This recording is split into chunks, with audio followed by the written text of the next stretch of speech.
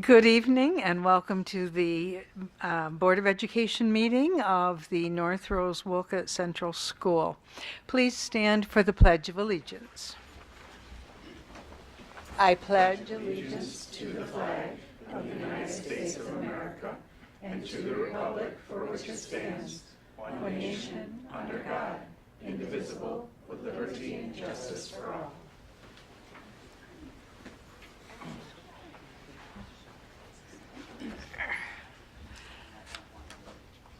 First order of business is to approve tonight's agenda. Motion, please. John and Travis, any discussion? All in favor of approving tonight's agenda? Motion is carried.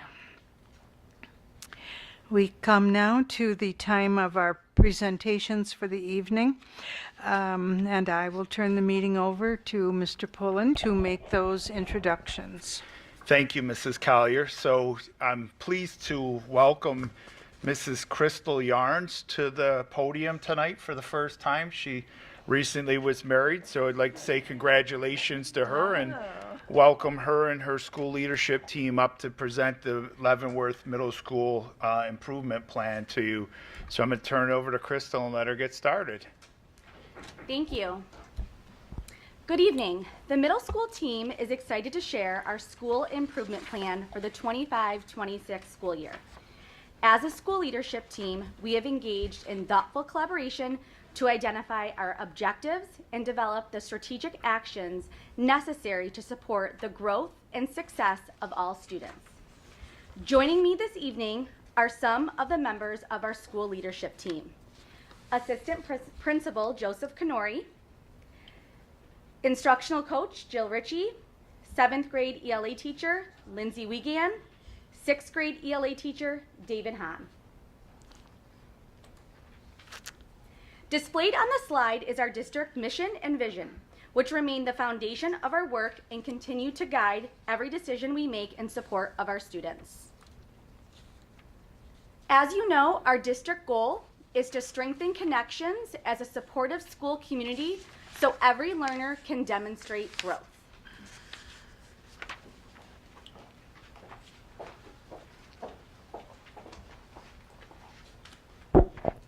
So our first objective is by June 2026, 75% or more of Tier 3 students receiving reading and math intervention will demonstrate growth from the fall to spring on reading and math benchmark assessments.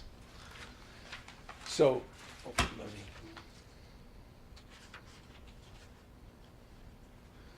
Perfect. So there are ways that we are doing this. First, to guide us with this, we're going to have reading and math intervention teachers. They're conducting data chats after every benchmark assessment, and they're also tracking progress data bi-weekly. We're doing individualized goal-setting conferences, and they're occurring school-wide in advisory, math, and ELA classes. We're using quarterly progress reports that are completed and shared with the families. We're using student-led conferences that are taking place in November and March during parent-teacher conference night. We have administrative pop-ins that occur weekly to monitor support and effective instructional practices. We're using vertical and horizontal data dives that are happening to analyze New York State assessments, iReady, Regents, and unit assessment data. And our professional development plan includes sessions led by BOCES, the Office of Special Education, and the district-based experts.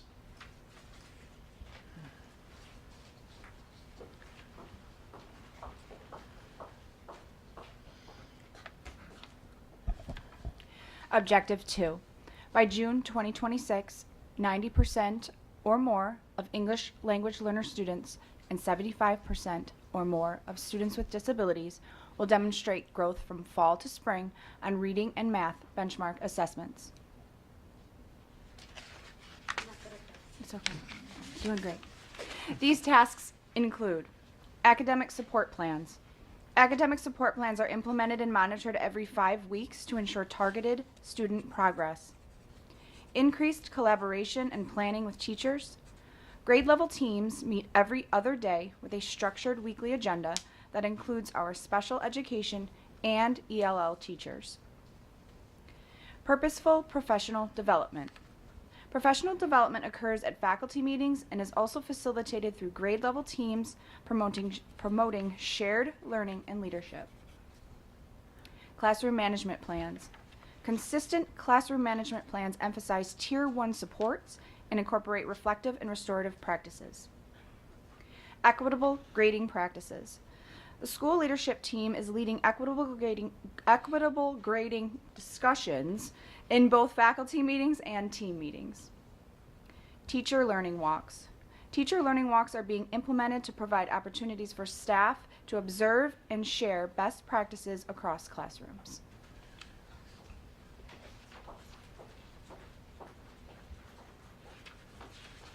Objective number 3, by June 2026, 85% or more students taking living environment and algebra will pass the Regents exam with at least 50% receiving mastery.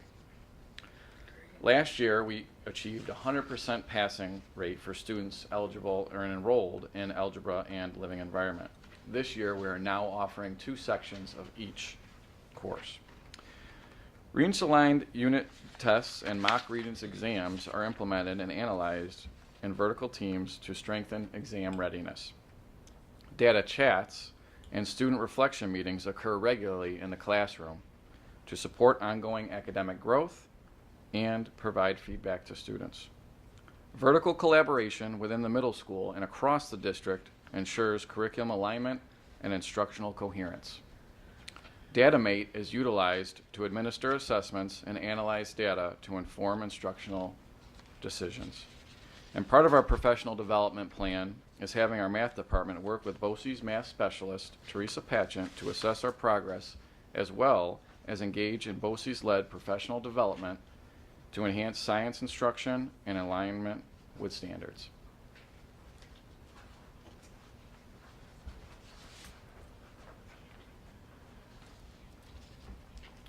Anticipated outcomes. Through these objectives, we anticipate the following. Increased growth and proficiency. Students will continue to show measurable academic growth and improved proficiency with our iReady benchmarks and New York State assessments. Regents credits. A greater number of students will earn Regents credits before entering 9th grade, such as studio art, algebra, living environment, and Spanish. Grade level and vertical consistencies. Aligned curriculum and instructional practices will strengthen continuity across grade levels and content areas. Student ownership of learning. Students will take active responsibility of their learning by goal setting and tracking their progress. Staff capacity.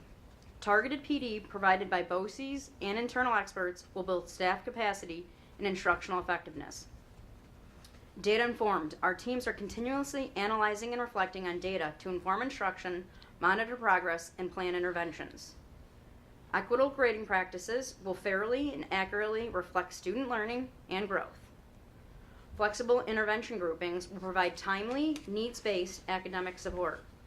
Ultimately, through this plan and the support of the board and district administration, our school culture will become even stronger with a sense of belonging, accountability, and continuous improvement. Thank you for your continued support.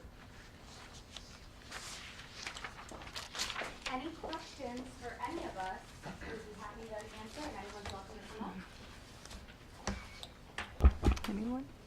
Can you go a little bit more into the teacher learning walks? That's the first I've ever heard of that. Yeah. I want to give them an opportunity to speak as well. I don't want to, does anyone want to speak to that? I can speak to it if not. Okay. So basically, often we have some teachers that will want to learn from other teachers. They want to, maybe they're struggling in an area with classroom management, behavior management. Maybe it's even something as simple of how to begin a class with bell work. They are given opportunities to go into other classrooms to observe what's happening. So with the help of our instructional coach and our teacher leaders who are willing to allow other teachers to come in, they come in, observe and see what's happening. Sometimes it's really nice when you have the same students, you want to go into another class and see how they're doing and acting in that class and get the takeaways from that. Okay, perfect. Yeah, I didn't realize it was for the teachers, not the students. Yeah, it's for the teachers. That's great, thank you. Yeah. Anyone else? John? It went kind of fast for me. So, the one part. How many classes are in the high school classes? How many advanced? So we have Spanish, living environment. One section. Go ahead, Ms. Rob. or Well, Ms. that's what I Jones. wondered about, because you said, I think there's. So we have 2 living environment, Okay, that's 2 algebra. good. How many? I don't know how many Spanish we have. Sorry. Yeah, all of our 8th grade students take Spanish, Yeah. and then all of our students take Studio and Art as well. Last year, we had a section of living environment and a section of algebra. Our students performed very well, and we had a 100% passing rate.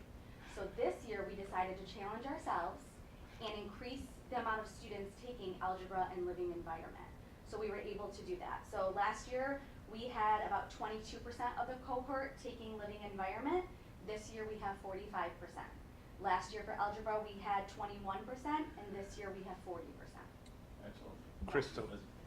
That's- Well, I don't mean to cut you off, but you were tell them how many college or high school credits came over. It was like 43. Yes. Yep. So, I mean, the intent would ultimately be if we come over with high school credits, then their junior and senior year, they can either take upper level or dual enrollment classes or go to tech ed, and in some respects, hand schedule students that need space in their schedule as freshmen, right? So history and statistics would tell us freshman year is the most challenging because it's packed and there's not a lot of wiggle room. Doing that at the middle school opens up and creates opportunities for students to have really step-by-step, hand-over-hand instruction to meet their needs. I would also like to credit this too. So I think about 3 years back, we really looked at our courses and really thought about those students who are excelling and accelerating. And so we were able to offer at 6th grade, we have an accelerated science and math course. We do that at 7th grade as well, so that they're prepared to take algebra and living environment. In 8th grade, we also offer an ELA honors course and a social studies honors course for those students excelling in those areas as well. That's great. That's wonderful. Yeah. Yeah. Congratulations. Thank you. That's wonderful. Well, thank you very much. Thank you. Thank you for coming. So as Tina gets the presentation up on the board, I'm going to actually ask Miss Eaton to come on up and present our special education plan.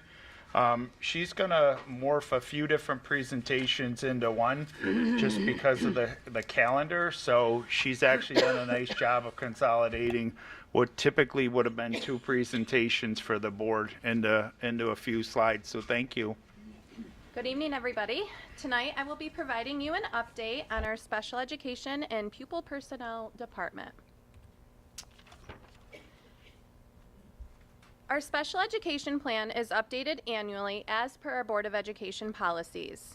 Our special education plan reflects our systems for our students with disabilities, considering compliance and regulations and the supports needed for our students here at North Rose-Wolcott. In our special education district plan, this reflects our continuum in services, our methods of evaluation, as well as showing the transparency of our students with disabilities reflecting their specific numbers with classifications and disabilities per grade. To give you a little recap on our students supported by our department are as follows.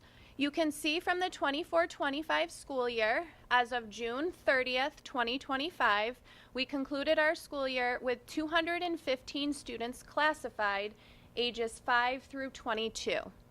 I've also reflected there are students that are supported with a 504 plan, as well as CPSC, our youngest learners entering into school age programming. The one piece that I want to lead you to is also our graduates. Last year we had 13 students with IEPs graduate with either a Regents or a local diploma. Bringing you over to this school year, as of September 29th, you can see that our numbers have raised by 5 students. Last year I was asked for our percentage of students with disabilities in our population. We have 20.6 students classified with an IEP. This does not count our students supported by a 504 or with our preschool numbers. The last piece that I want to bring your attention to is our youngest learners. You can see that we ended our school year in 2025 with 37 students. Those are our students that are 3 years old and 4-year-old in our preschool programs. You can see at this time of the year, we are already at 28 students. So you can see that our youngest learners are definitely coming in with some higher needs that are requiring support from our department. The other piece that I would like to reflect is our students that have returned to district. This year, we were able to return 3 students. As you can see, our out-of-district numbers have decreased. We were happy to say that we returned 1 student from a consortium program, and we also returned 2 students from programs in BOCES that have now returned to our middle school and high school in our programs. The next 3 slides, I will be speaking to you in the areas that we are under guidance from the Office of Special Education. This year, much like many districts in our region, as well as in our surrounding counties, are being supported by the Special Education Department. The Office of Special Education and regional partnerships are assessing all of the districts in a variety of compliance and performance factors of our students with disabilities. The areas that we are looking to focus on and needing intervention with support from the regional partnership is our data from the 22-23 school year as well as the 23-24 school year. We will be focusing on our partnership with the regional BOCES group, focusing on our graduation and dropout rates, our performance on our grades 4-8 assessments, and our least restrictive environments. Those students that are in our BOCES and out-of-district placements, trying to bring those students back to district when it sees fit. Our other priority is our disproportionality of students with disabilities. The one area that we are focusing on that we were disproportionate in is the area of our white students with disabilities that received less than 10 days of suspension. So we are not being focused on for our students that have received long-term suspensions. We are under support to ensure our students that are receiving less than 10 days of suspension. The ways that we will look to improve these practices are under student-specific outcomes. We will look to reduce our overall suspensions, as well as focus in on that 9th grade cohort to ensure that those students are receiving ample credits as they exit, and we are targeting 5 credits as they exit 9th grade. The second area that is under review is going back a few years actually. So during the 23-24 school year, under a different director, they conducted a compliance review under the Office of Special Education, and at that point they were found to be not compliant. When I entered in July of 2024, we were tasked to direct an action plan to resolve our outstanding compliance. I believe I spoke to you about this last year.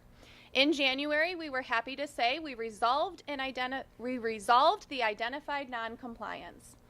However, because of that non-compliance, we were tasked to have that same review again. We had that review last year. We completed the first 2 areas of that review. You can see to close out this review, we have already completed 2 of those areas of closure. We are continuing to target those students with disabilities with less than 10 days of suspension. So as we're tracking those, I submit those for review every time those might happen. And then the last area of review that we are looking into this year, our third area of review, is a new review that the district has not done in some time. In May 2024, we received notification last year that we were going to have to complete this audit this school year. However, with this new approach, it was hoping that districts would complete preparation in order to submit this audit. Last year, myself, along with the school psychologist, attended a regional learning partnership at BOCES. I also brought in direct professional development from BOCES to support our teachers in preparing IEPs to support our kids with post-secondary goals.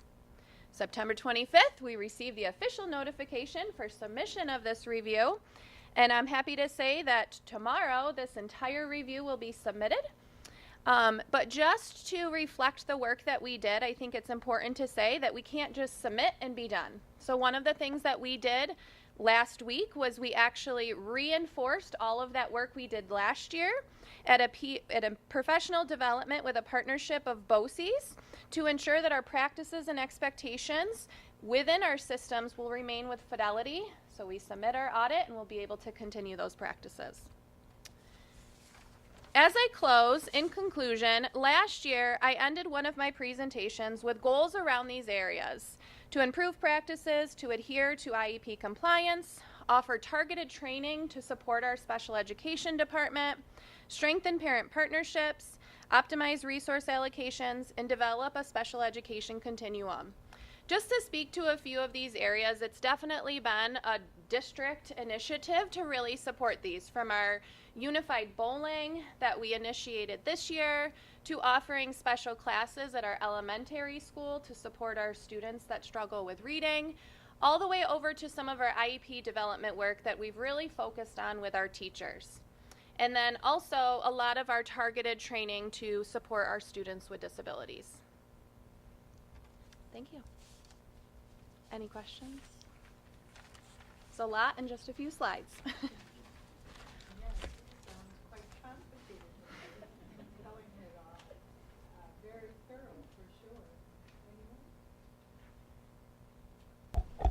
Just kudos on reaching out and getting resources to help you in all of your efforts so that staff and students are supported. Mm-hmm. Thank you. I appreciate the work that's done for this department. I also appreciate the PR it gets in Facebook and online. The bowling team, I had no idea what was going on with that, and found out, and I'm really in supportive of all those things.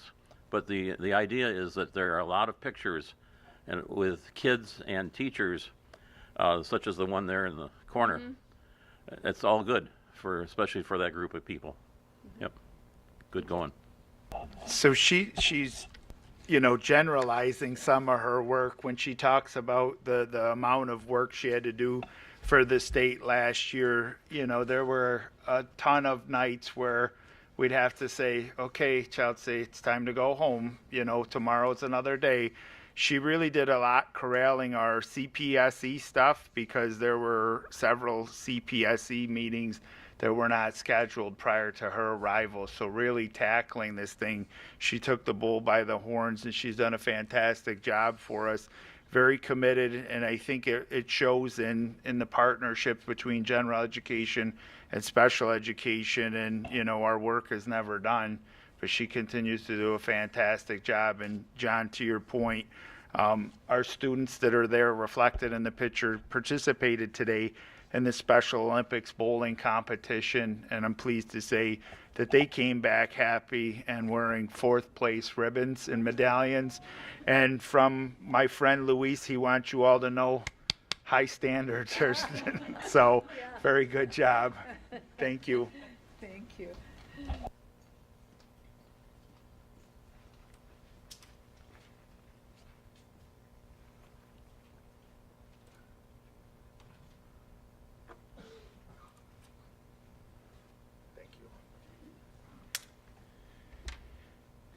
So I get the pleasure of following a few great presentations just to really compliment our staff for what they do for our children on a regular basis. So I just want to kind of bring the Board of Education and the community up to speed on something that I referenced last month, which was a few years ago, the Board of Education charging me with coming up with a capital project plan, something that would support the community and the community could get behind.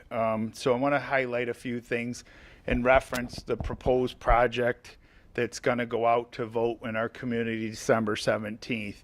So you've heard several of our presentations. We always ground our work in our mission and vision. We prioritize our spending based on this. We prioritize our planning based on this. And really, we continue to ask ourselves, when we bring something to the district, is it aligned with our mission and vision, and is it what's best for students?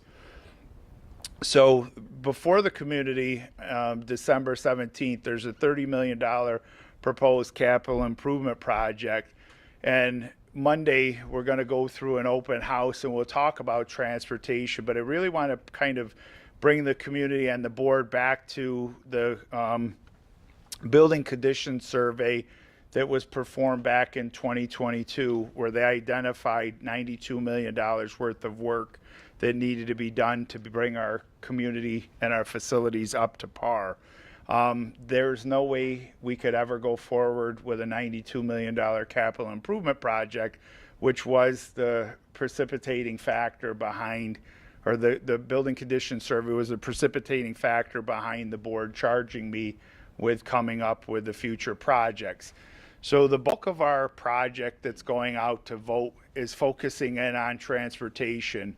This is a look at our current transportation facility that served the district very well for many number of years. However, it is no longer adequate. So I want to try to take you through an inside perspective and walk you through some of the things that have been pointed out to us and some of the things that Bill and his staff have to endure daily. You know, when I started in 2020, I thought, let's put a coat of paint on that building and let's freshen it up and make sure that the community sees we prioritize and value the physical plant. As you got closer, and in my first summer here, we walked through this building with the Board of Education. As you get closer, you start to see that there are a lot of flaws with this particular building. So those pictures kind of reference a few of those things that as you get closer, you start to pay attention to. And you start to see that the building is really deteriorated to the point that when I asked the question of our architectural and design team about 4 years ago what it would take to rehab this building, not increase the footprint, not increase the modernization, just to rehab it at the time before things started to escalate because of supply chain issues, it was $3.5 million, and this roof had failed in 2010. And I always say, keep in mind, it started in 2020, $3.5 million with a roof that failed in 2010. So as you get closer, this is a picture from Tuesday. You know, you start to see that the mortar joints are failing, the block work is starting to suffer, and clearly there's been some form of moisture behind the walls that's causing our cinder blocks to buckle a little bit. This is the old diesel tank that was replaced a few years ago, but I've included that picture just because the asphalt that's outside of it, and as you look, you can start to see the asphalt is really in need of remediation as well. From a look on the inside, this is a picture of our wash bay. And I want to point out that, you know, again, if we visit Monday, you come down, we'll look at this. But as you start to look at some of our mechanicals, this ventilation system is in our wash bay. Our wash bay is not big enough for our buses to be washed with the door shut. And the last time I checked, an air conditioning unit that has condensate leaking into the cement floor, which is also in our wash bay, probably not the best piece of equipment to have over there, and that's probably likely why those buckets are sitting underneath it, so that we're not having to walk through some puddles. So here's a different look, and there's our furnace that's in the wash bay. So I'm not an engineer by any stretch of the imagination, but I tried to figure how could I show you a visual representation of just how narrow things are down there. So like MacGyver, I found a broom, and I figured that you would assume that this broom handle is about 48 inches. So that container right there is our diesel exhaust fluid, the DEF that we have to put in it, the DEF that we put into our buses to kind of help it out, you know, with any diesel engine, that's something there. But that's in the middle of our base. That's between two buses, and as you could see, it's a tight fit. You know, to the back of the bus garage where the buses would actually vacate, I was able to find a ruler down there, or a yardstick rather, and show you that we have about 50 inches of clearance space from the back of the bus when it's in the bay right to the edge of the door. So that picture on the left, just a different view. The picture on the right is to show you that about I'd say 40 inches from the bus to the interior wall. Again, tight quarters. And as you can see, all the equipment that's lined up down the wall really makes for a challenge. This is our newest bay to the left, and that's where a lot of things are stored, and we do some service work in there. We service our payloaders in there. But this picture on the right is an example of the bay farthest south, which the floor is pitting.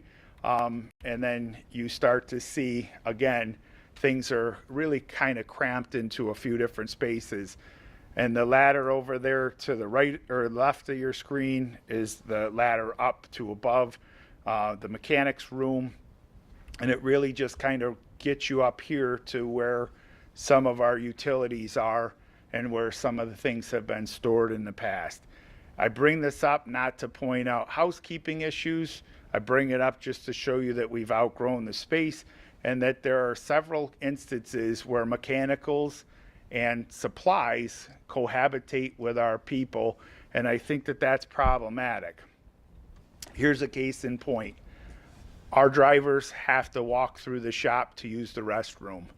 This particular picture shows the female restroom, and our drivers would have to walk from the break room where they come in the morning, get their keys, look at the route assignments, everything like that. Then they have to walk through the shop to go use the restroom. That's the same for the gentleman, but I think that this is one thing where, again, they have to kind of cross over territories, and they're put at risk in some instances because buses coming in and out, there's always a chance for an accident.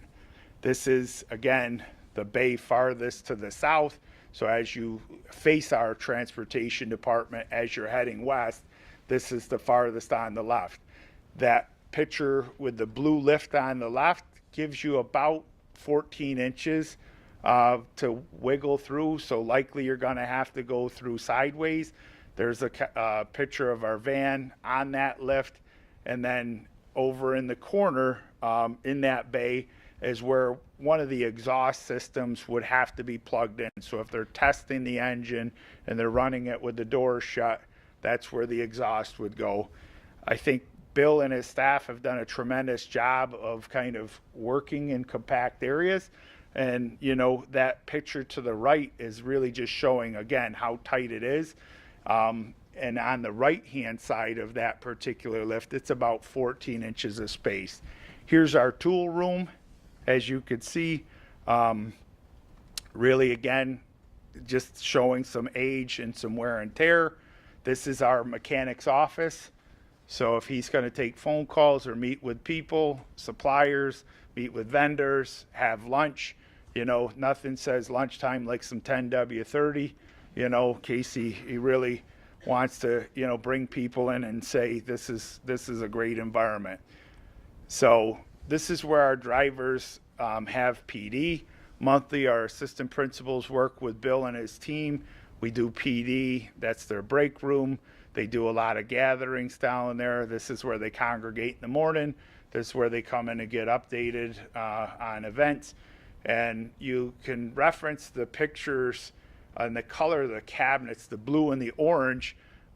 They're probably original to this building being constructed. They're very similar to the cabinets you're going to see in the science wing. So circa 72, 73, somewhere in there.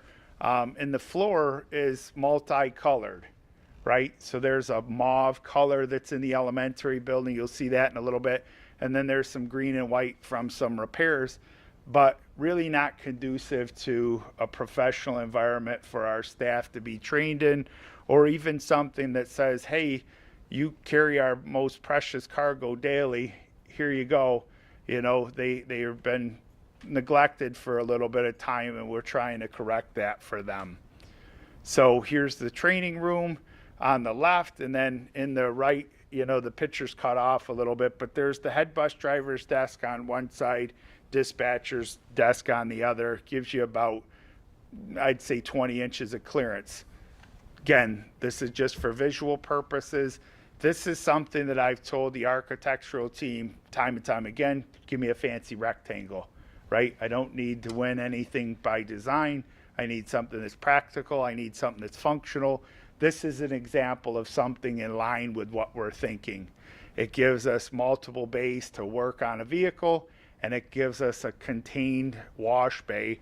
And it also calls out a training room, a kitchenette, and spaces for the office. So the transportation supervisor has a private area to conduct phone calls and meetings.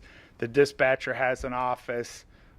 There's other things down there for when our drivers are being trained up, they can go down there.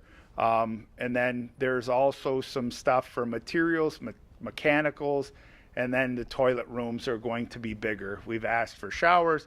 We've asked for examples of outdoor bathrooms so that if we approve a part of our future plan to include athletic fields, people would have access to bathrooms on our concession stand. They would also have access to bathrooms on our transportation facility. Here's another example, again, just for visual purposes. We haven't decided on it, but this kind of gives you the idea of what we're thinking about. And annually, we spend over $500,000 to $750,000 in vehicles each year. The wash bay, I would say, is a premium, because we want to continue to maintain our fleet. We want to make sure we get the salt and the corrosive materials off it. But doing this would require that we move our bus garage. We would demolish the current facility.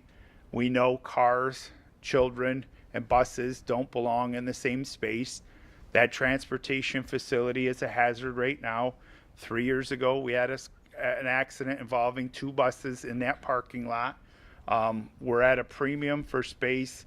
Whenever we have an evening event or an activity where parents come in to participate, parking is a premium. This would resolve that. We would demolish the old building. We would reconfigure the bus loop and parent parking and parent pickup, and really try to give the community something that they could be proud of, especially for so many of our drivers who start their day before the sun rises and typically end their day after the sun is set. So along the lines of the plan, the 2023 plan, the bulk of the work for our elementary building is bringing that up to speed with modern learning environments. So here's some pictures of the elementary school, that mauve that I talked about, the slate boards, and then some of the ceiling tiles. And I'll try to get into some of these pictures to say, quite honestly, for the standard that we have and the progress that we've made over the past several years, this elementary building is not up to par with what our children deserve in terms of a learning environment. This is a great look at our hallway to show you some of the improvements. That's a standard divine white on the hall. It used to be like a milkweed yellow that when you'd walk down the hall you would see, but as you look at those light bulbs, they're not conducive with the bright LEDs that we have in much of our other learning spaces. Here's another example from a different hallway where you start to see that the ceiling tiles are starting to buckle and that the lights really need to be replaced. Here's a great look at a wonderful classroom with a teacher who's made the most out of their learning environment. And I will tell you, this is really a fantastic classroom. But as you could see from the picture on the top, the ceiling tiles are buckling, the lights are not up to speed. And as you get closer to it, that mauve VCT and the brown carpet as you walk that building really are in dire need of being replaced. And then when we talk about fit and finish, again, the cabinetry. When you walk into our elementary classrooms and our little ones use the sinks, the Formica's chipping on the back of it. If you open it up and you look, you'll start to see the cabinets have served their purpose for many, many years, and they're starting to deteriorate. And what I'm saying is part of this project that we're going out with to vote on in December is I've got the 3-story structure under construction now. I've got a wonderful playground that's in process of being opened up. I'd like to finish off the first floor of the elementary building to reflect a learning environment where all of our children will actually be proud to come to school, where our community can come in and feel good about the amount of pride that we've put into our facilities, and that our taxpayers understand that we're trying to take care of their physical plant for the next 30 years. The other part that I want to point out is, and this is something that I've talked about previously, and I've talked with the administrators about, when the project is done, we will be moving 5th grade back to the elementary school, and we will make Leavenworth a middle school containing 6, 7, 8. Crystal did a great job with her team presenting, but they're at capacity over there, and they have really tight quarters. This will address something that happened years ago with 5th grade moving over to Leavenworth without a whole lot of community discussion. My proposal would be that once we get the environment back to where it needs to be, that 5th grade come back and we have a true middle school. So some of the highlights are over there on the right. The areas in green are obviously what we're doing now under the 23 project. The areas in blue will be addressed. That leaves us to the high school. So those orange and blue cabinets, again, I'm not sure why they were picked, but they've been in there. They've served their purpose for a long time. Here's a picture of our science wing. And this is also an area of focus under this proposal, which is our kitchen. The footprint of our kitchen has not grown since 1972, and it's time that our cafeteria staff have the ability to flex a little bit, and they have a little bit more space. They do a wonderful job for our students on a daily basis, and they really deserve an environment that reflects something that's more conducive with modern times. And then part of that would be they're going to have to move some walls. The picture at the background, the windows there, those are not compliant with current code. They have the wire mesh in there. Right now they're grandfathered, but if we were going to make any renovations, those windows would have to come out. I remember years and years ago as a visiting student here, when that was just open space. I don't know what the design team will come up with, but those windows will be addressed as part of this plan. And here comes the science rooms that we talked about. They're in need of much improvement. They need to be aligned with today's standards. And honestly, I think that the science teachers have done a remarkable job with the environment they have currently. And then lastly, here's some things that people really get excited about. It's the physical plant and the envelope. We'll continue to do roof work. We'll continue to tighten up the exterior of our building, and then we'll take care of that old generator and really put something in that can fuel enough space that if in the event that there were a natural occurrence where we needed to turn into a shelter for our community, we would have enough spaces that could run and contain quite a few people in that event. So there's the proposal for the high school. Again, some nuts and bolts on the right-hand side. And I probably should have said this earlier. Under this plan, we would finish the air conditioning, the climate-controlled piece, so that elementary, middle, and high all have the same learning environments. That process has started a few years ago with the elementary and the high school. If approved in 2025, we would finish that.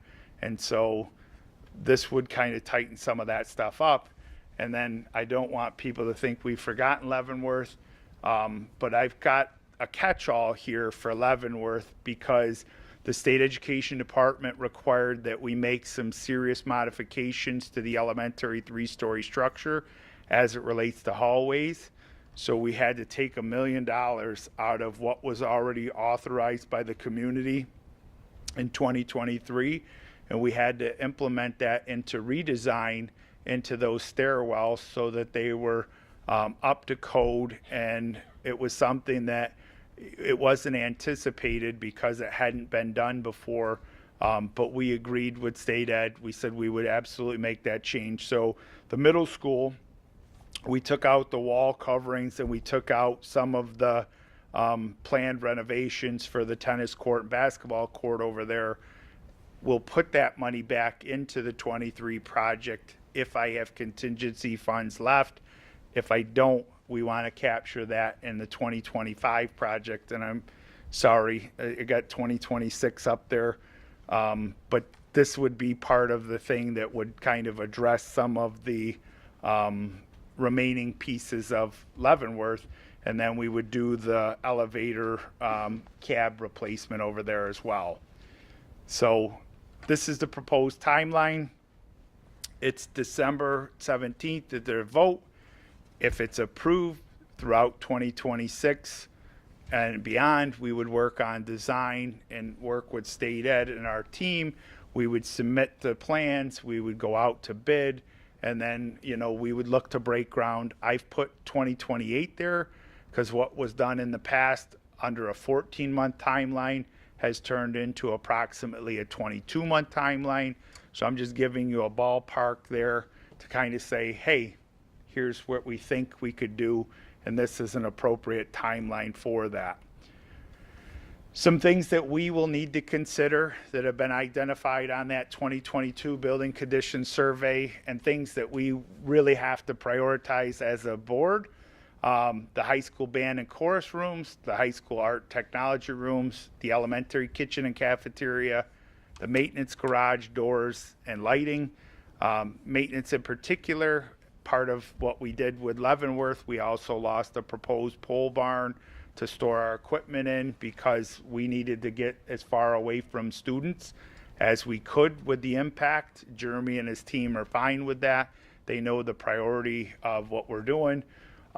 If we move the bus garage, the transportation department, the board would have to think about, are we going to relocate the driving range, or are we going to abolish the driving range completely?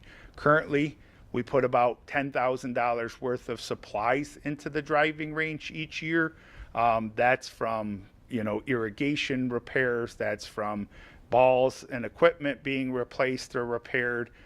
That's not to mention the number of hours that we spend mowing that space or looking to remediate some of those areas that have been damaged due to the irrigation systems. The other part that we have to think about, driveways and parking lots. Those are the big ticket items that will be left if this project goes through. But the one part that I want to talk to you all about tonight is the Wayne County Water Project. I've met with the county administrator. I've met with several of our town supervisors.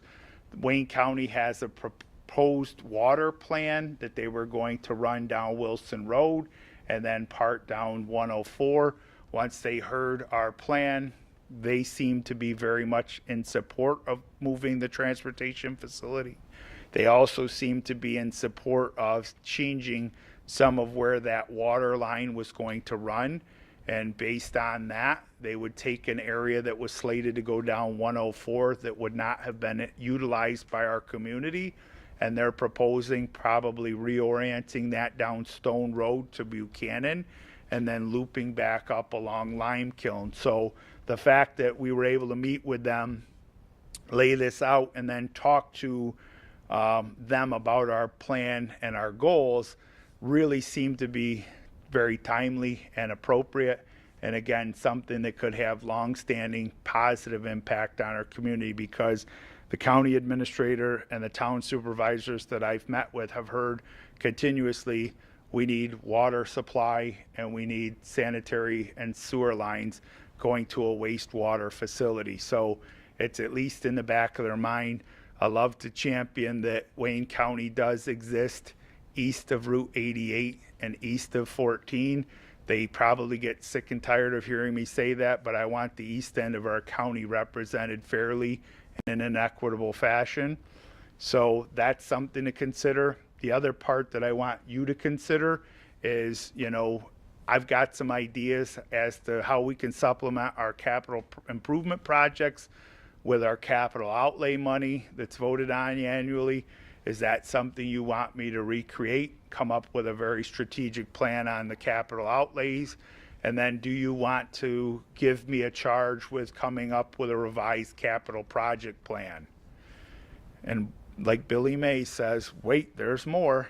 I want to talk to you about some of the money that we have reserved, because I've got $7 million of our capital project reserve fund allocated toward that $30 million project. That means it would be a 0% tax rate increase to our community. Local funds would come from the capital reserve. It would not come out of any increase in taxes. So the 30 million is covered by what we have in our reserve currently. Under your previous charge with me, I've got about $1 million left back, and I've said to the board, I'm trying to work with the state education department to have them release some funding. And that funding is tied to Leavenworth right now because the athletic fields there are no longer competition fields. So if I'm able to get state ed to allow me to utilize the funds for Leavenworth, what I'm proposing is revamping some of our athletic fields and revamping things so that our modified JV and varsity athletic teams compete on campus. And that money is tucked aside, and we're waiting to see what state ed says, and then wait to see what our community could support. But this would really require some support, and it would really require some buy-in. But really one of the things that I think about in upstate New York is the number of competitions that we've either had to cancel or reschedule because of weather. And under this proposal, I would include a synthetic surface for soccer, a synthetic surface for softball, and a synthetic surface for baseball. And my hope would be that at some point in time, as the conversation about regionalization continues to be something talked about, that North Rose-Wolcott continues to be a place where we are hosting, not visiting, and that people would look to us and say, they really had a very solid plan and put some things together, not just for 26, not just for 27, but for the next several years. That's a lot. I want to just say Monday, I'm hosting an open house if you didn't get enough of this tonight. I will walk you through personally and show you the bus garage. I'll even point out where I tripped over one of the lifts. But that's Monday. It's really meant to show the community why we're investing their money in what we're choosing. And I just want to take any questions that you may have and entertain anything that you want me to discuss. John? Before you discuss will the new bus garage be friendly to the electric buses? Yes. So one of the things that when we think about these pictures, some of the renderings have factored in width, right? So when you look at this, they're wider than our current setup. So I don't believe electric buses make sense for our community right now, but I will comply with the requirement and will continue to do that.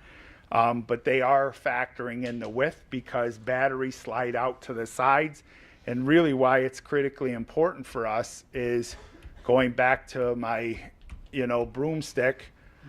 If you were to put buses in the two bays that are servicing large buses now, you could have one facing west. You'd have to back the other one in to try and even get any amount of space out of it, and I still don't think it'll be enough because the batteries slide out the side. So this is going to factor that extra width that's needed in there, but it's not with the mindset of electrification and then we're going to go out with an electric fleet. But the mandate is still clear by 2035 as of today.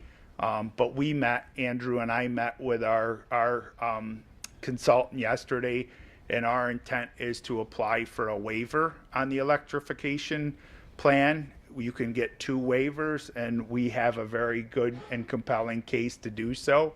And we will ask for those 2-year extensions until the technology either catches up with the demand or the state says this plan goes away.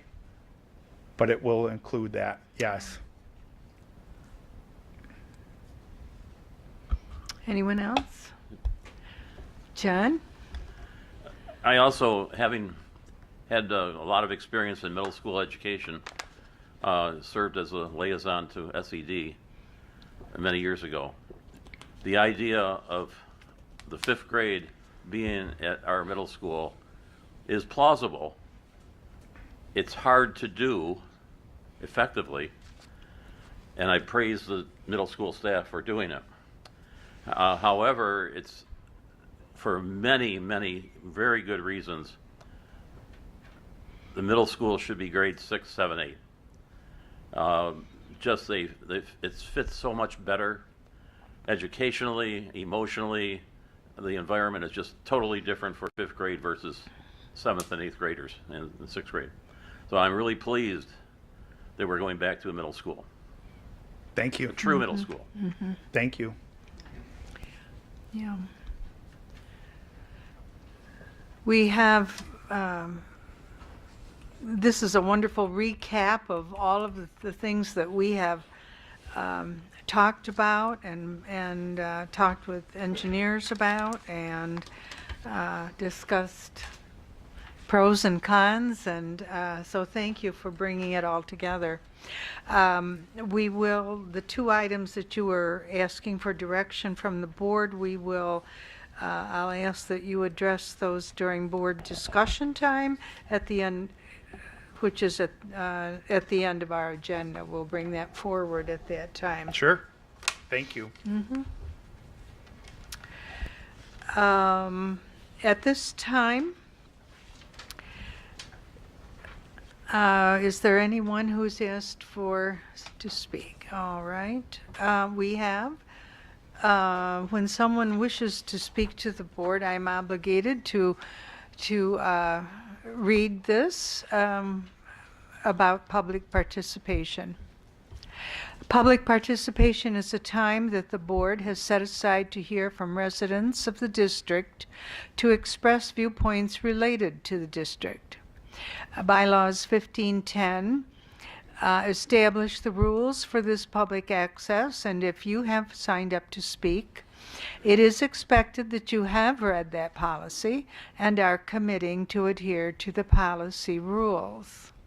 I remind you that the board does not hear personal complaints against any persons connected to the school system in public session, nor are any forms of prejudice, obscene language, libelous statements, or threats of violence tolerated. Public access is a time for the board to hear what residents have to say, but members do not respond in any way. Occasionally, clarification will be given by either the superintendent or myself if necessary. Speakers are each allowed 3 minutes, and when you hear the signal, please come to a conclusion. I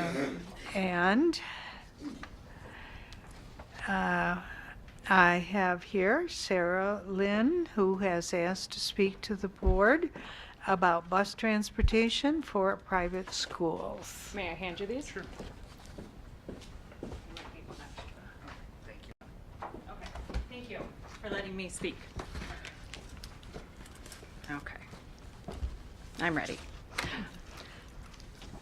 So my request is for transportation for private schools for students outside of the district radius. I understand the section 3635 law states a 15-mile radius.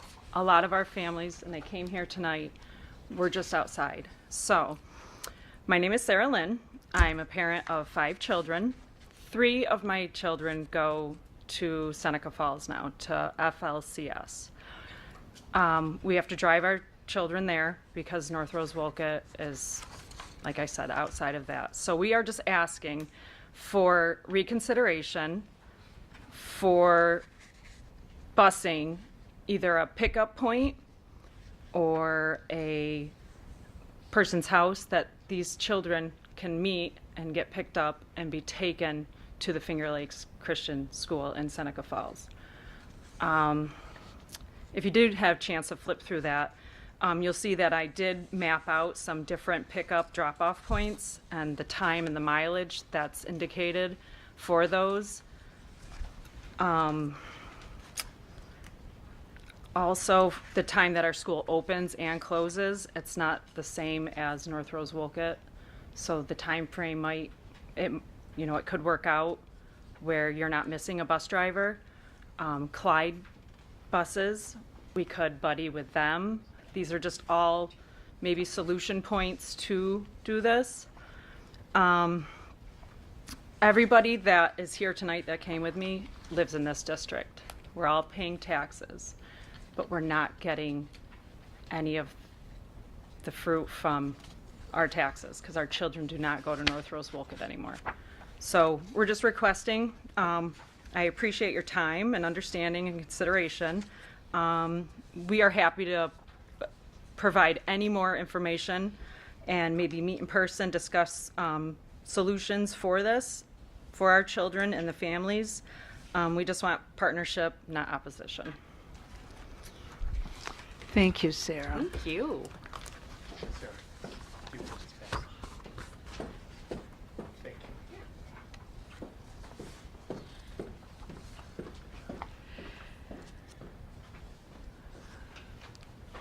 That concludes public access to the board. We come now to the reports and correspondence of the board, starting with the liaisons to the different buildings. Casey, you're the liaison to the elementary. Do you have anything to report? I do. So I did get an update from the elementary, and here's what they had to say. They had a great Veterans Day breakfast and assembly on Monday. The North Rose-Wolcott Legions participated in the assembly and enjoyed breakfast with their family, veterans, and students. The Halloween parade was a success at Marshall Park. They had a large amount of families come to watch. Parent-teacher conferences occurred last week and yesterday on Wednesday. Many students participated in student-led conferences where they discussed their goals and progress so far. The book fair is taking place this week. All 1211 classrooms in each building will have a Thanksgiving celebration together on November 24th. Trooper Kluwicki will be coming to the elementary school on November 24th to speak to the 2nd, 3rd, and 4th grade students about internet safety based on decision-making and trusted adults. Cubby Club will take place on November 25th, and they will celebrate students who show optimism and hard work in reading and math. Busy time at the elementary. Leslie, do you have anything from the middle school? I sure do. They recently had, I think my microphone is really loud. They had parent-teacher conferences as well, with over 100 families participating, which is a great number. This is also their second year of having student-led conferences. I was able to go, and my 5th grader had created a few Google slides about what she wanted me to know about with her schooling, so I thought that was very positive for her to be there and experience that, so it's a great idea. So I add my positive feedback to the rest that they've already gotten. There was a Veterans Day assembly, and the Junior Honor Society was able to help plan that and lead that. And they, they honored 19 veterans. So that's a pretty special thing that the kids can be a part of planning that and then honor the members of their community who have served us. Q1 has ended. Report cards are going home, so good thing parent-teacher conferences before report cards probably, right? And then the assembly will be on Tuesday, November 25th for grades 5 and 6 at 12:45, with 7 and 8 a little later at 1:30. We've also got a winter concert coming up on December 11th at the high school. I know they've needed to accommodate all the families coming to support the kids, so it's an exciting thing to have so many kids in the music program. That's it. Thank you. All right. Thank you. Travis, do you have anything from the high school? Sure do. The National Honor Society will induct the newest members on November 18th. Inductees demonstrate strong leadership, character, and commitment to the community service. This year, the group will take on several meaningful service projects, including hosting 3 blood drives, raising funds for local food pantry, and donating birthday boxes for young children to the same organization. Last evening, our first art exhibit of the year, titled My Best Friend, opened for students and families. The theme centered on animals and celebrated the creativity and artistic talent of our students. We also held parent-teacher conferences last evening. It was great to see such strong turnout from families across all grade levels. These meetings provided an opportunity for families, students, teachers to celebrate progress and set goals for continued growth. We're off to an excellent start this year's musical, Legally Blonde. Our cast has been selected and we are impressed by the talent. Performances are scheduled to run from February 26th through March 1st. And I also wanted to talk about, on Monday I was able to attend the elementary and high school Veterans Day assemblies. An amazing job was done recognizing and honoring our veterans in the community. The students at the elementary school did a great job speaking and singing. And the high school students also did a great job with both on stage and speaking and being respectful audience.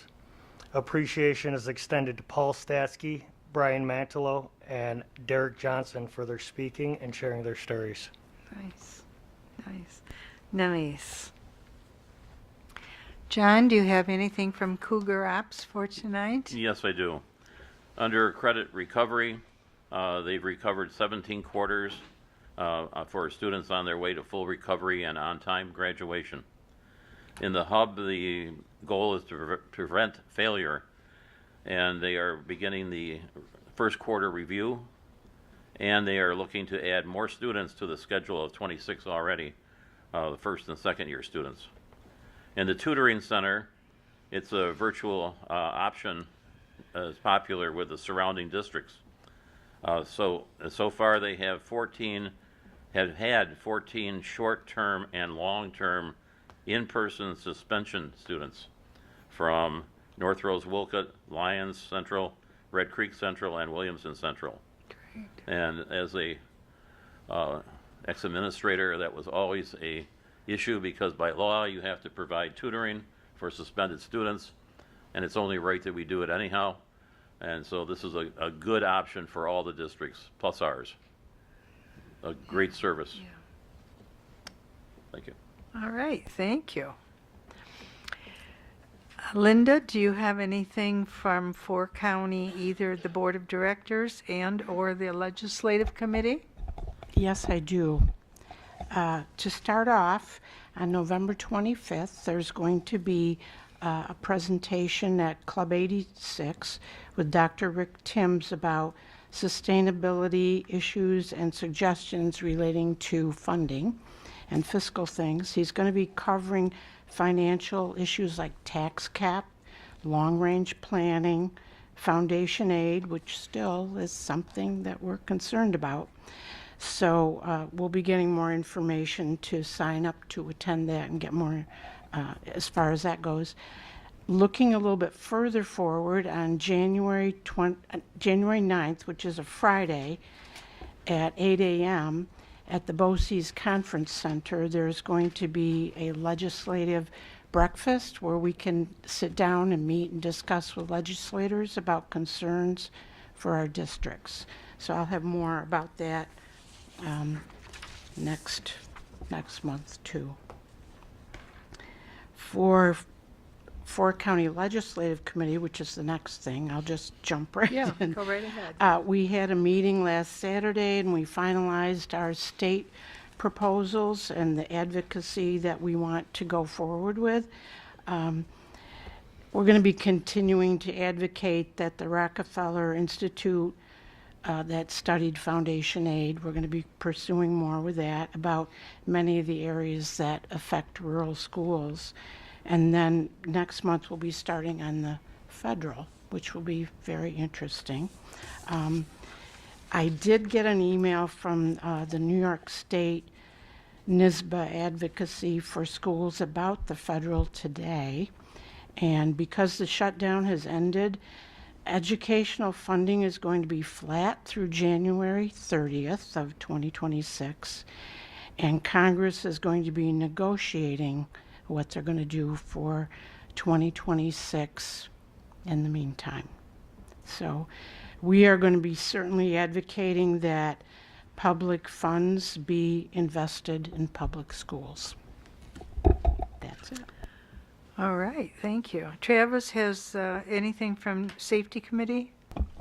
I don't have much to update on district safety, other than we met on October 15th and discussed the reunification drill, which will take place on Friday, November 21st. Each building will be dismissed approximately an hour and a half early. District safety will meet again on November 19th. And then if you want, I can go right into audit committee update. Sure. Mm-hmm.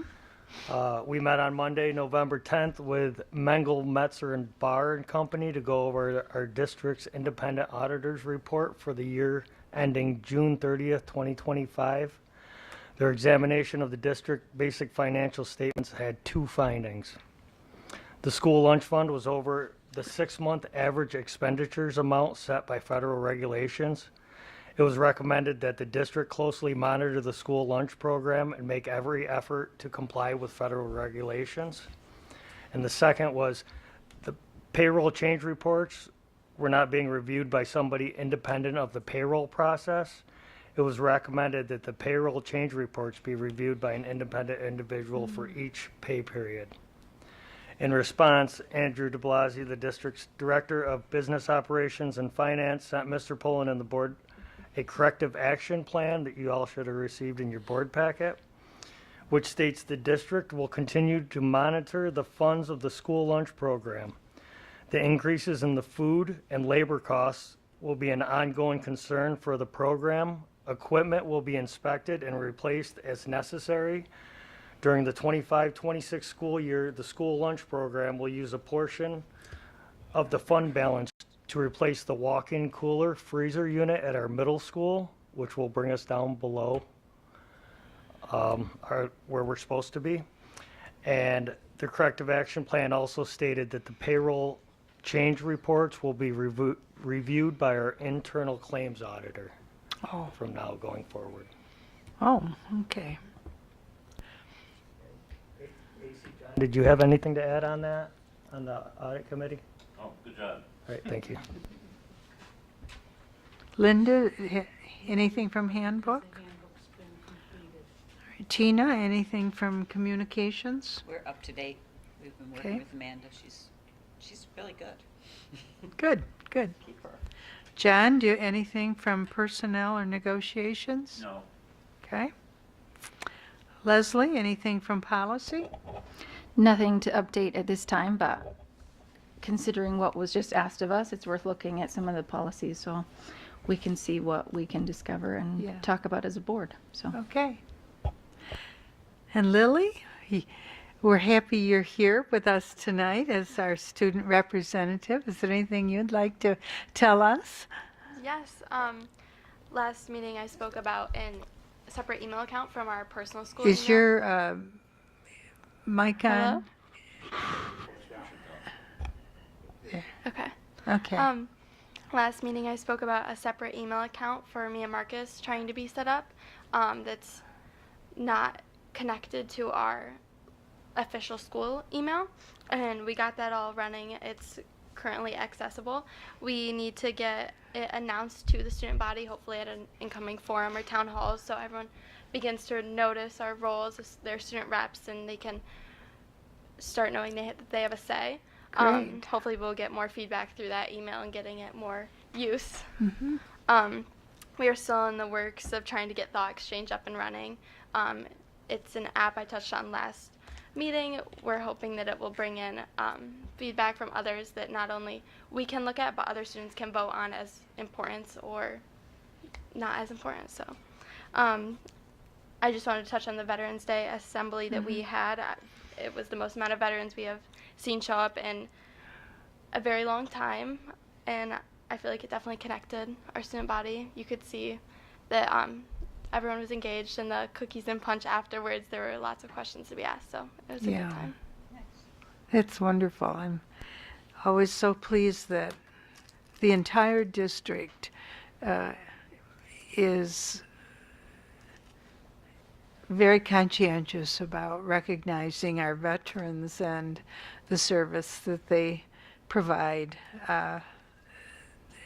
That makes not only is the community happy and proud for that, but it's also instilling patriotism in our kids and the value of service. So thank you to everybody who is involved. Mrs. Collier, before you go to the next piece, so I want to go back to this slide in particular that I have listed as 2026. Don't worry, Tina, won't be another 15 minutes. This actually is part of the conversation with state ed. In order to utilize those funds that we talked about for the athletic fields, there has to be a certain amount of work done in the buildings as well. And so when we talk about the incidental funds, the work that was slated for Leavenworth will allow us to capitalize on utilizing those funds if the state says yes. So the light blue 2026 was correct, but that's a piece that I thought of when I sat down to say, oh, I remember now what that was for. You have to do a set amount of work in order to do exterior work as well. So Leavenworth would be that area that we would focus that amount of money on to trigger those funds. So I wanted to correct that before we break. Yes, and you also had made the point, I'm not sure, that you reclarified that this project, there's no anticipated tax increase to local taxpayers. That's correct. Yes, Yep. That's all part of preparation and what you've done in anticipation for this project, which the board is pleased about. Thank you. Yes. Make a comment? Sure. I just want to thank the superintendent for being strategic because it's helping us monetarily. Yes. At this time, the board needs to go into executive session and to discuss the employment history of specific employees. Motion, please. Tina and Linda. Any discussion? All in favor of moving into executive session? Thank you. Motion is carried. We won't be a long executive session, and we will return within 5 minutes. 15 minutes.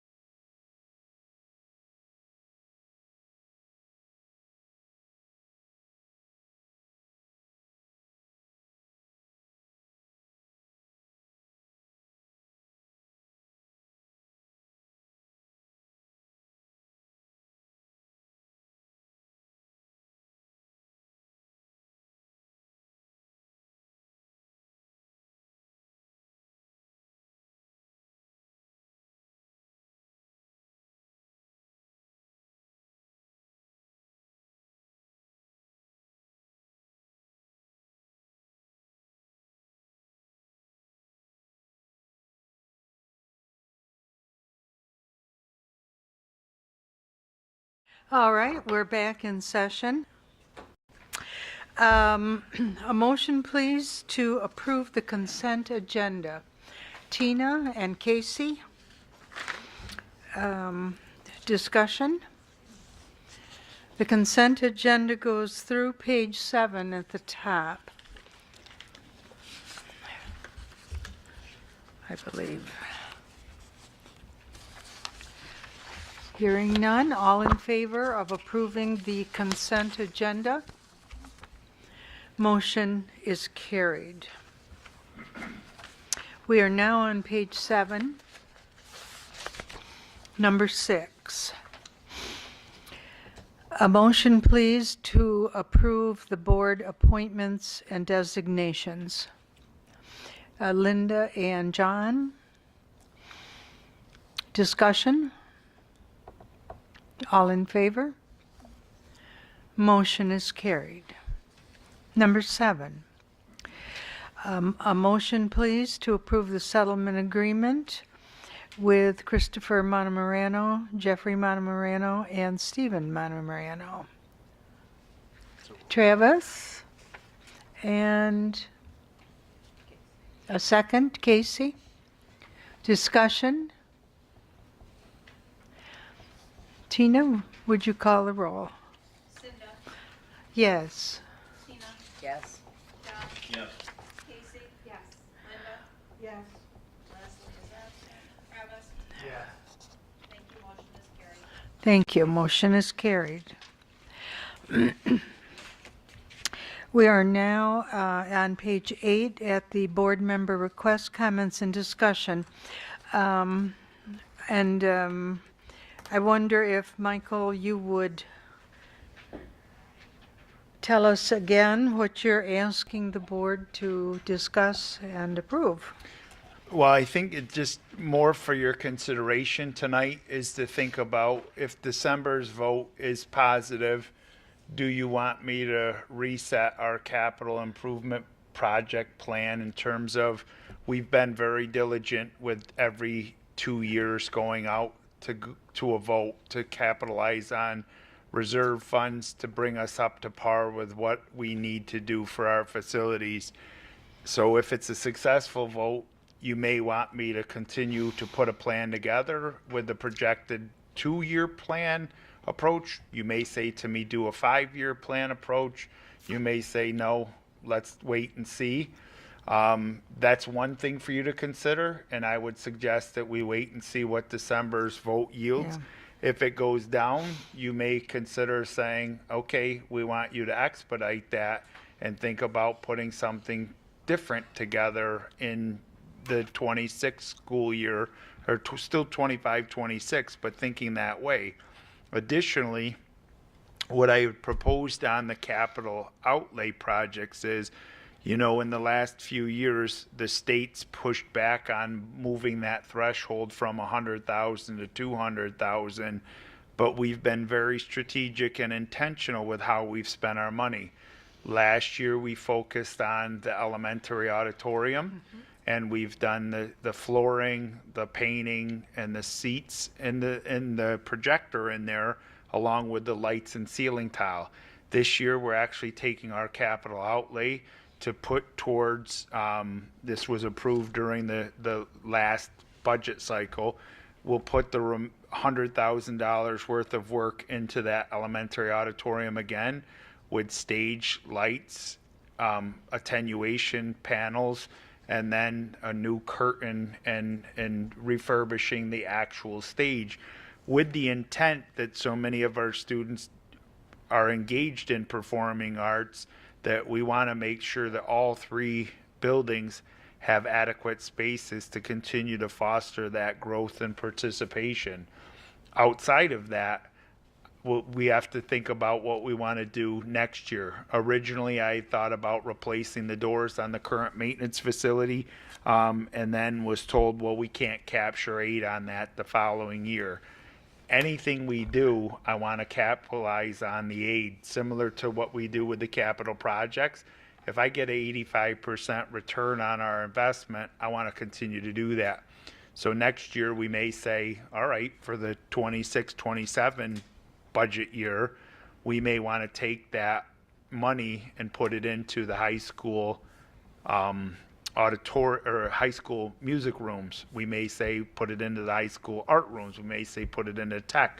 We may say, you know, we want to grow our ag tech program. You may need to revamp a classroom. So I'm just asking you to think about those things. And again, nothing we need to take action on tonight, but strategically, how are we going to leverage our local funds and state aid together to get where we want to be? And I will tell you, having visited a few schools last week and then been in a few regional meetings last week, I'm very proud of what our facilities look like today. I'm very proud of the work we've been able to do together and the enhancements, because some of our other component school districts don't have a clean, bright, and inviting space like I would suggest we have now. So just food for thought. What did you mean when you said the state I'm not sure I understood, wanted you to move from 100,000 to 200,000? Well, a couple of years ago, there was a proposal put forth, which I think benefits schools. They were going to actually raise the limit from $100,000 annually for capital outlays to $250,000. It hasn't ever made it through, and I'm not sure whether it was the Senate or the Assembly, but it never made it through the governor's proposal, and it never made it to the point where it was part of the budget. So that hurts us a little bit, because again, doubling your money 2.5 times the amount helps quite a bit. But it's something that I think in terms of our local advocacy, we'll continue to ask for that to be considered. But until then, I think stretching our funds by doing these very intentional improvements helps. Is that ever discussed through the four county? You gotta turn the mic on. Here. No, it hasn't. It was, legislative committee certainly knew that that was something that was being proposed, and then of course it didn't happen. But I don't know if they'll take it up again. It's something we could actually add to our discussions. Usually they don't do a specific thing like that, but when we do go and meet face to face with legislators, then Yeah, and I think that's one of the things that I've encouraged some of my colleagues at the superintendent level to do, because I believe last year driving to Albany and meeting down there shows a certain level of commitment and advocacy on behalf of our district and our children. You know, met with Senator Helming, met with Assemblyman Mankdalo, meet with them up here regularly. I think it's comforting to know where they stand with respect to their support for our district and our children. And I think they take great deal of pride in the fact that we'll go forward and give them feedback on things that we need to see done differently here.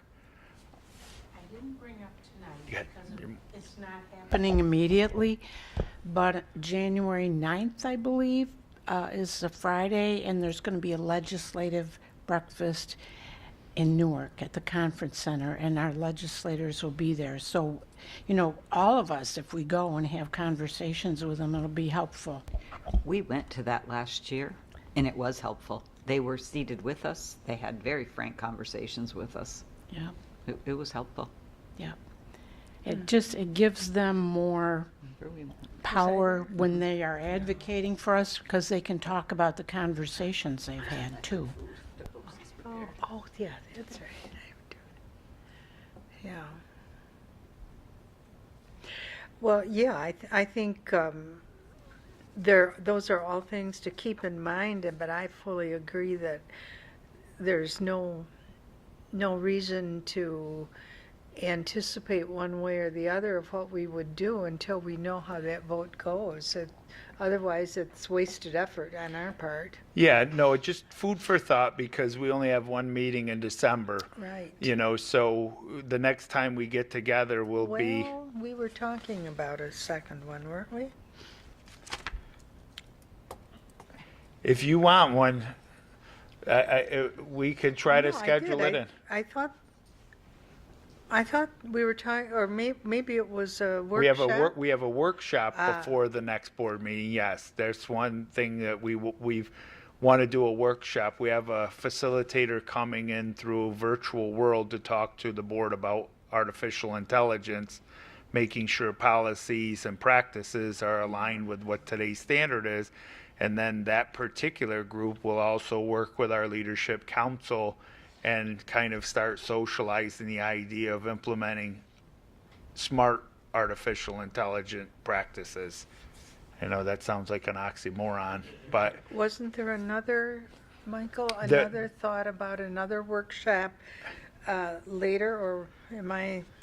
maybe in January, Sleeping. just given the timeline that we want to do an update on the electrification plan, because we have our work with Wendell Group. And so they're willing to come out and present to the school board on the electrification plan and the current state of the study.